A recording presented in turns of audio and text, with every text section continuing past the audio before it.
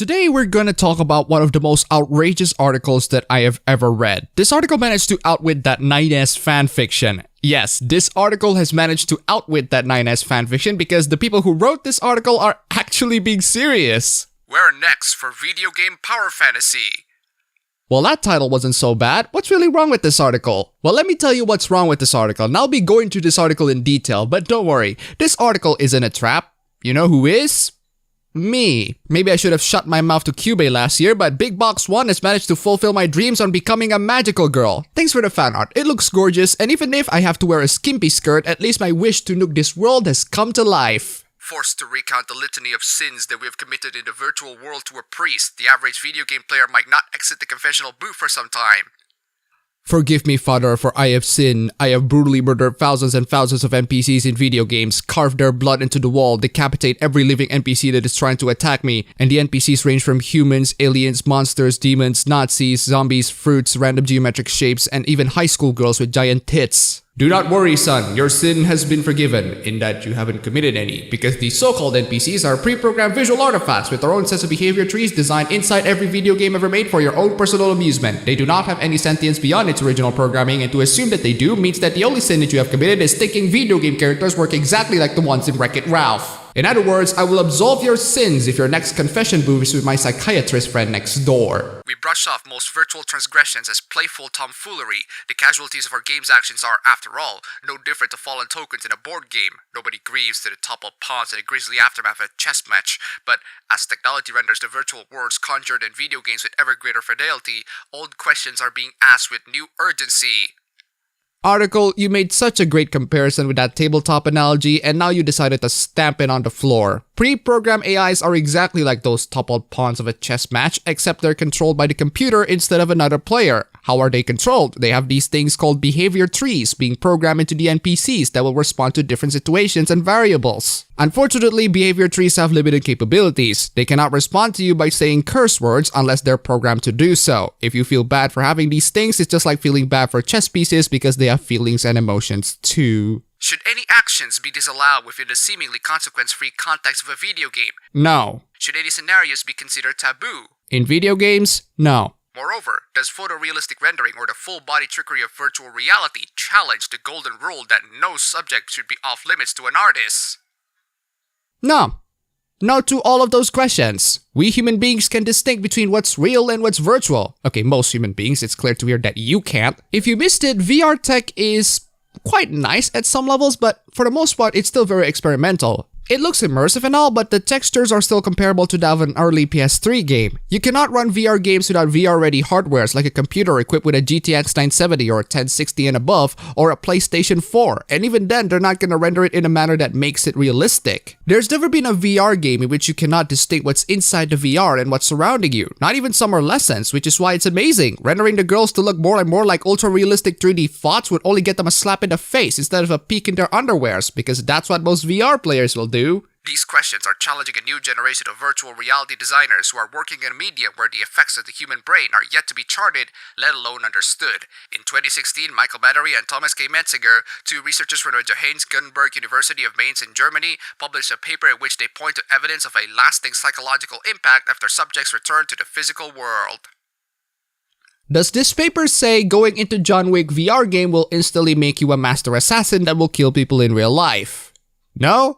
Then why should I care? The power of VR to induce particular kinds of emotions could be used deliberately to cause suffering, they write. Conceivably, the suffering could be so extreme as to be considered torture. As a result, they recommend careful screening of subjects to minimize the risk of aggravating an existing psychological disorder or an undetected psychiatric vulnerability.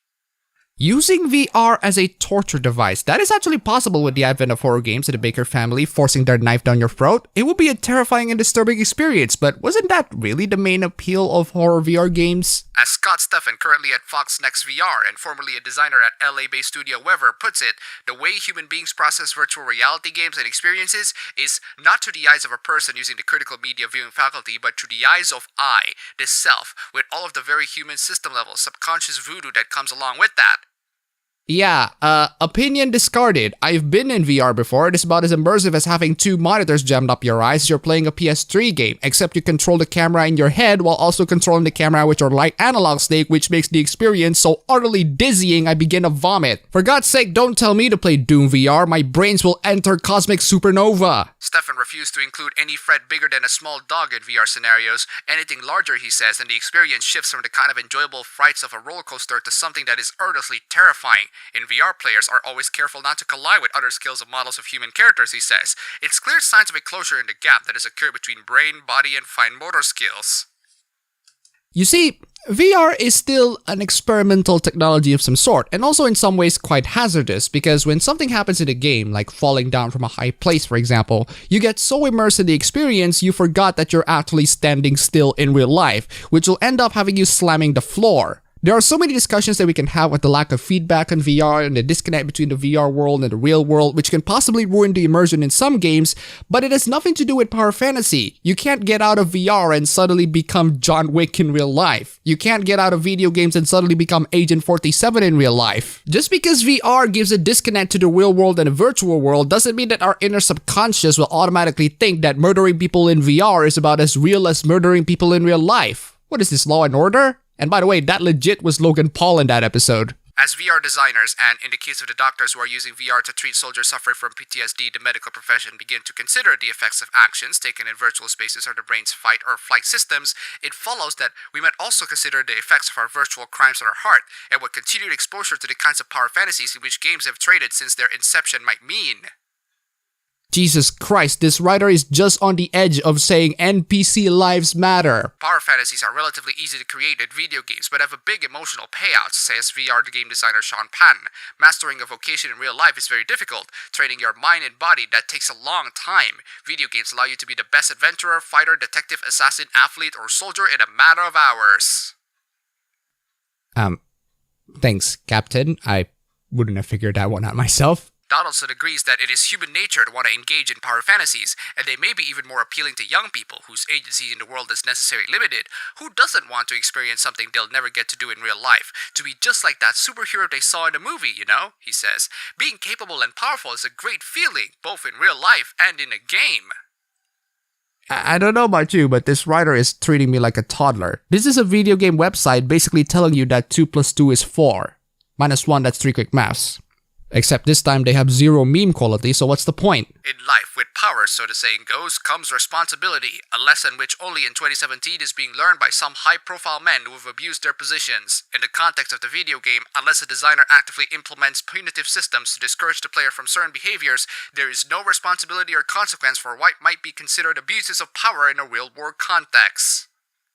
In other words, if players are not being discouraged on doing things in video games that might be considered fun, they're gonna do these fun things in real life as well. Ah yes, I remember that time where I played a little bit of Tekken 7, and since it never discouraged me on punching and kicking everyone, I came out of that game juggling a shark! Trying to reconcile the player agency with moral boundaries is a knotty design conundrum, one that can lead to a fiction-spoiling compromises, such as in the Fallout series where players can attack and kill any character they met, except children, who are weirdly rendered invincible. Well, you can't directly kill children except with mods, but you can nuke an entire town that is populated by them. A lot of Fallout players do that. I did that when I was in middle school, and look at me making dumb videos on YouTube. Oh, by the way, nice of you to compare the power fantasies of playing a video game to the scandals of Harvey Weinstein, because killing kunoichis in No One Lives Forever 2 is about as misogynistic as sexually harassing women in real life. The theme, long a provincial concern for video game makers and commentators, has, in recent months, gone mainstream. Westworld, HBO's recent and lavish remake of the 1973 film of the same name, is set within a giant Wild West theme amusement park staffed by costumed cyborgs that are indistinguishable from humans. Entry to the park is expensive and, as a result, customers expect to be able to behave however they want within the boundaries of its magic circle.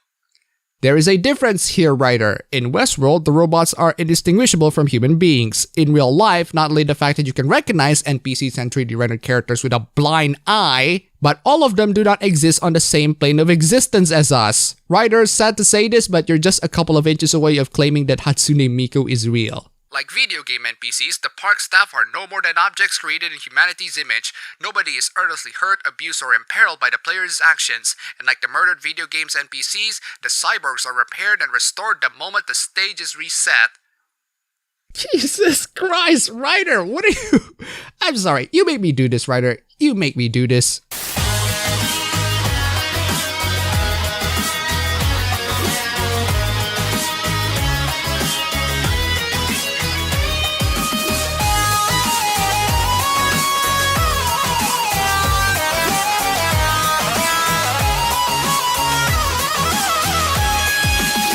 As well as examining the questions of robot rights, Westworld examines what effect unrestrained power fantasies might have on those carrying them out, shooting a robot sex worker that is indistinguishable from a human woman in the chest. Oh my god, writer, stop. Stop right there.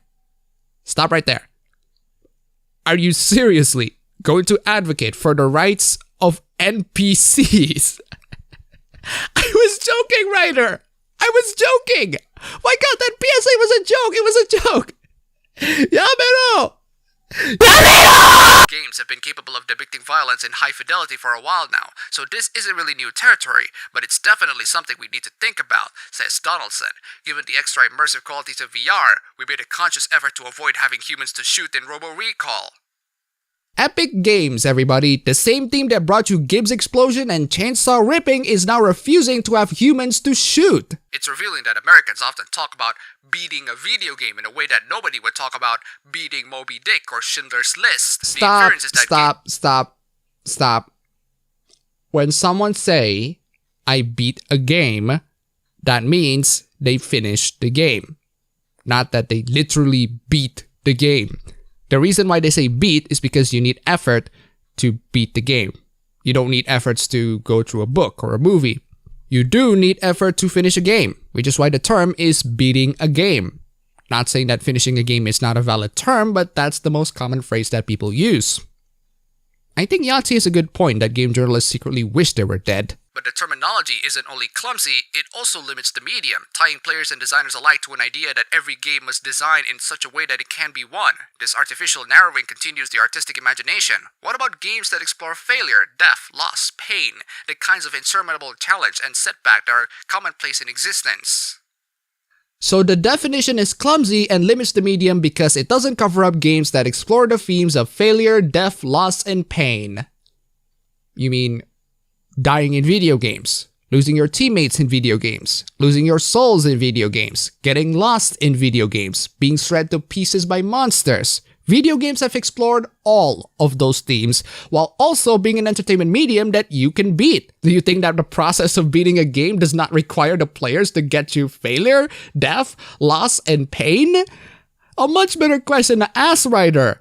Do you actually play video games? Since the early 2000s, the rise of the so-called disempowerment fantasy has become a regular feature of the underground game-making scene. Games such as Darfur is Dying place players in the shoes not of a marine, superhero, or secret agent, but of a displaced Sudanese child, caught in the impossible situation of scavenging for water while evading capture. Games about disempowerment, huh?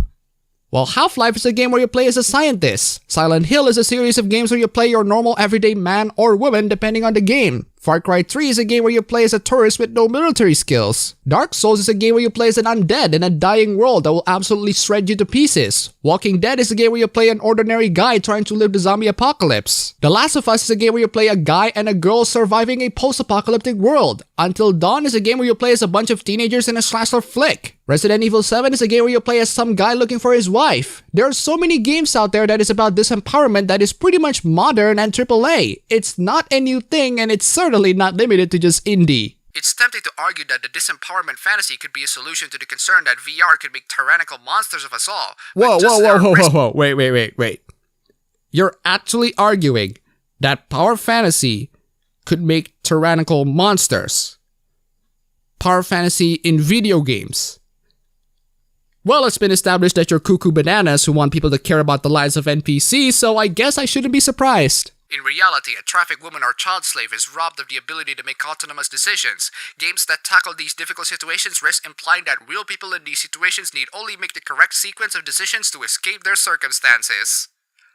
That's a good point. So if you make a game about escaping slavery, for example, if the game's solution of having the players to escape is to literally pray to the gods, do you think that that will somehow convey the message that the absolute best way to escape slavery is to literally pray to the gods? An interesting discussion that unfortunately needs to be put on hold because the writer continues to be cuckoo bananas, and that is 10 times more interesting. There's also the issue in VR of the psychological risk associated with putting players in situations where a powerless avatar's safety is imperiled. I'm not going to go as far as to say that you could be traumatized by a VR experience, but the fear is fear and not the abstract, fun, roller coaster kind of fear, says Stefan. It doesn't mean that you can't push boundaries or do extreme content, but I do think it means that you have to really, really think about how people are going to interact with your content and how they might feel about it. And by really, really think, I mean try not to offend the moral guardians as hard as possible. Which in that case, the answer is don't think about it at all, and just make your own games in however ways you want. The complications of the disempowerment power fantasy may remain a peripheral issue for most game designers. In the foreseeable future, Patent thinks it's unlikely that the traditional video game power fantasy will retreat from its position of dominance and focus in the medium. Blockbuster games, like movies, have to follow tried and true formulas because they have to make money, he says. If enough serious games make money, then certainly we'll see blockbuster games that attempt to cash in on that, but only if it's a sure thing. Yeah, if you want a real power fantasy, try cheating. No, seriously, try cheating in video games. You're gonna end up being a powerful god that can beat everyone in one punch, and you know what that resulted in? A bunch of players getting bored. Because there's no challenge. Because you plowed through the enemies easily, and you're god. Do you think that players won't see the appeal of video games that depower them? Do you think AAA video games have never explored the concept of being a powerless lone wanderer? Or you know what? Let's ask what is, in my opinion, the most important question. Why are you so obsessed with power? We play video games not because we want to be the characters. We play video games because we want to know how it feels like being these characters. If we play video games because we want to be the character, then by that logic, you want to play GTA because you want to be a criminal in real life. You play Payday 2 because you want to rob a bank, obviously. We want to know how it feels like being all of those roles. Is it a fun experience or is it a not fun experience? What's wrong with having these power fantasies? What's wrong with having these fantasies? If it's unhealthy and it will cause people to have god complexes, where are the evidence? You never explain all of these things, you just say that it's problematic. Your obsession with power is quite concerning, and your lack of understanding towards video games is absolutely laughable. I guess you are secretly wishing you were dead. For now, game designers continue to wrestle with the old question of how to create video games in which players aren't problematically flattered through power fantasies or empowered to behave in ways that degrade the spirit, and while they do, the uncanny valley closes and the stakes raise.